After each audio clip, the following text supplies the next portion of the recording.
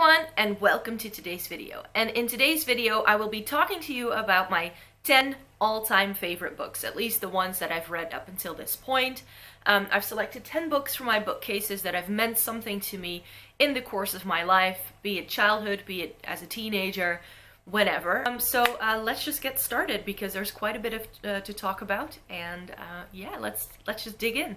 Right, so the first book I'm going to show you is this one. If anyone ever asks me what is your favorite all-time book, I always tell them that it's this one, which is A.M. Home's This Book Will Save Your Life. There are donuts on the front, but that's not why I love it. This is about Richard Novak, I think? Yeah, Richard Novak, who is in his 50s. He's a stockbroker who works from home, and apart from his nutritionist and his personal trainer, he doesn't see anyone. And then one day, disaster strikes, and he has a heart attack. And he's taken into hospital, and on his journey back home from the hospital, he stops at a donut shop. So that's where the donuts come in. And because of that one encounter, his entire world is just turned upside down. It is set in the Hollywood Hills, so there's a little bit of humor in there as well when it comes to like the absurdity of Hollywood. That is pretty much, well, critiqued in this book as well. So it's a bit of a coming of age type of story, but it's about a man in his 50s because he sort of rediscovers what it's like to be alive almost. So time for a more chronological approach, you could say.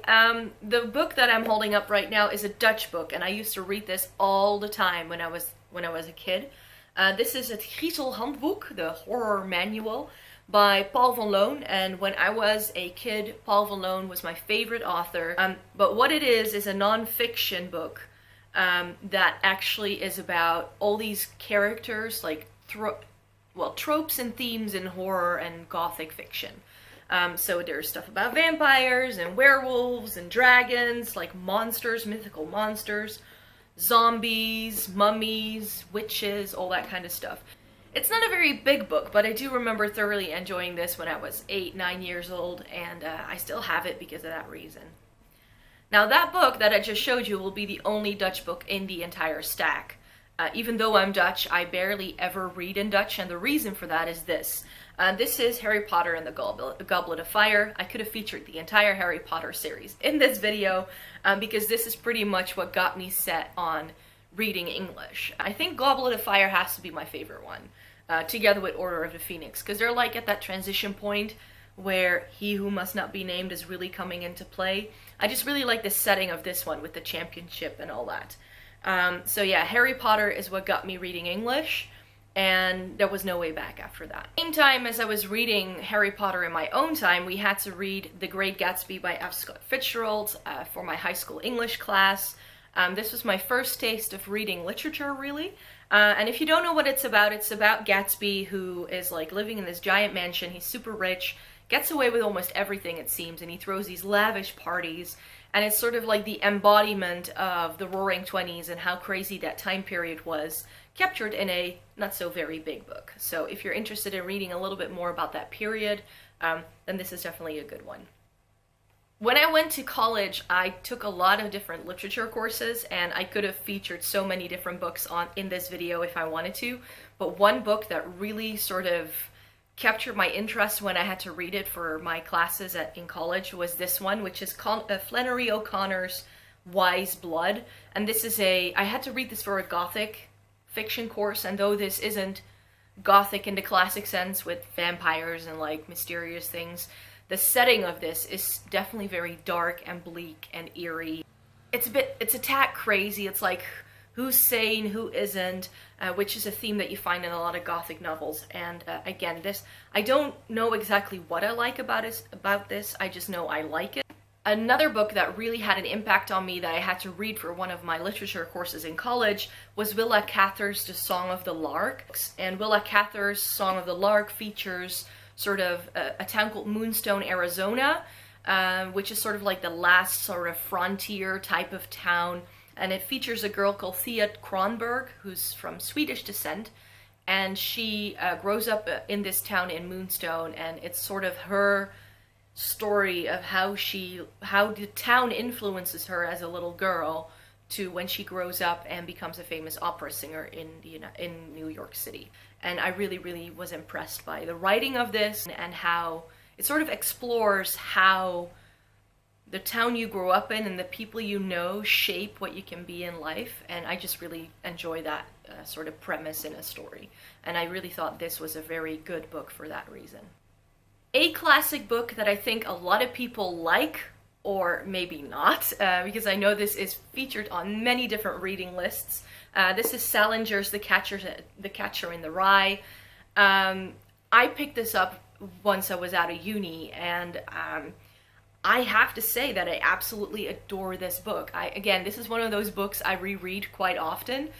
I just really, really like Holden Caulfield's sort of outlook on life. He's completely insane, but that's exactly what I like about it. So I'm not sure. It's just one of those staples that I keep on my bookshelves. The area of literature that I'm really interested in is American literature from the 1950s and early 60s. So Catcher in the Rye is definitely part of that time period, but as are some of the beat authors' books, and one book in particular that I've really enjoyed is Jack Kerouac's On the Road.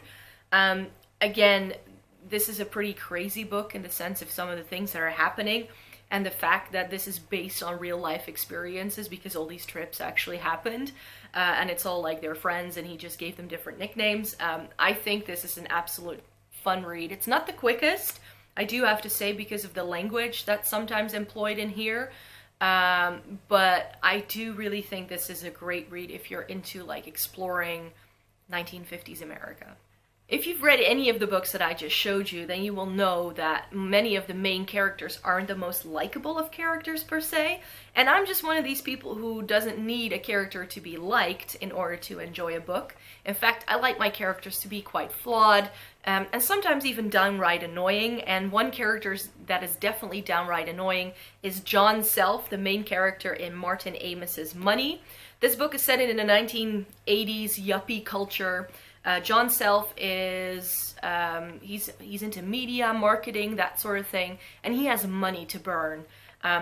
He spends it on women, drugs, alcohol, everything you probably shouldn't be doing, and he just keeps going,